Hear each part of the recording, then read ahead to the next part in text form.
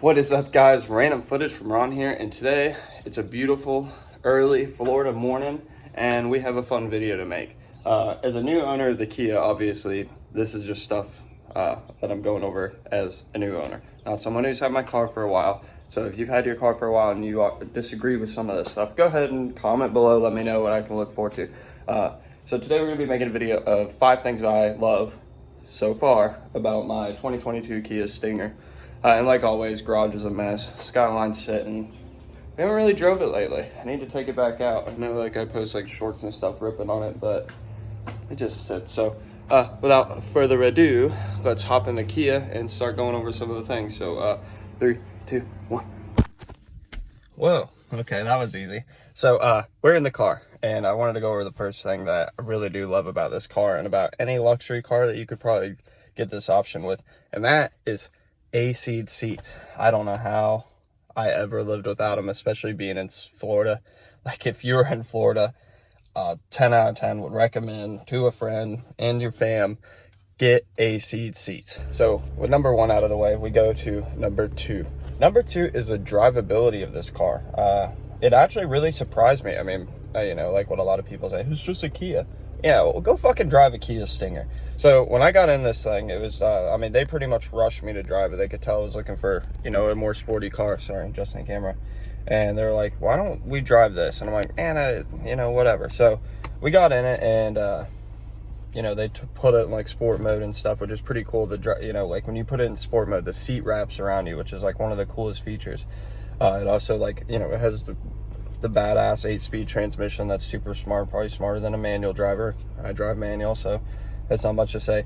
I also like that you can go from having smart cruise control on with the lane assist, with it helping keep, you know, I mean, the car pretty much drives itself, except you hold onto the steering wheel, it'll stop itself and everything, to shutting all of that off and being able to slide the like absolute crap out of this car. I mean, I haven't gone crazy. It's a brand new car and expensive tires on the back. I'm probably gonna get it like a spare set, but I've been able to, I mean, I always forget the term, but basically pull out of a U-turn and kick it back and forth and do things that, like when I had my ND Miata, it would lock me out of. Like when you would try to do some sliding, the ND Miata would like get mad, you know, being a new car. So that is an awesome thing about this car. I would say Kia, I wish you would let the gears redline so you could actually like do, you know, like bigger slides and stuff, but you know, the drivability of this car is awesome.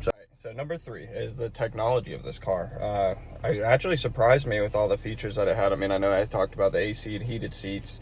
You have the traction control, which you can take off and, you know, still burn out, but the car will like actually steer itself, and then stability control, the car lets it rip. So it has really like smart driver aids, which I really enjoy. Also 360 camera, I'll play a shot of that on the screen. 360 camera is badass. I didn't ever know I needed it. I probably really haven't used it, but it is still pretty cool just to be able to look like at almost drone footage of your car. Other than that, I mean, just going through Apple CarPlay, the standards, you know, but there's stuff like when you turn your turn signal on, cameras pop up on the dash, which is super cool. Like, you know, I just haven't been able to experience stuff like that, all the auto stuff, which is really cool. So I'll play some clips of that, and then we'll move on to the next one. So on to number 4. Number 4 is a couple like little features and stuff, but they make like the world of the difference to somebody like me, who's a car enthusiast that bought this car. Is 1, this car is a sleeper.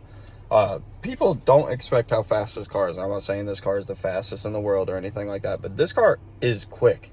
When you get on the throttle, it's super responsive. I haven't even done any mods yet. Those are coming. So for the people who need to know how to do mods on this car, I'm going to make some of those videos like I did with the new Miata I had. But I mean, just you get on the throttle and you're blowing the doors off these people who are like, you know, just mean mugging you and whatever. We're in Florida, so everybody mean mugs you for no reason.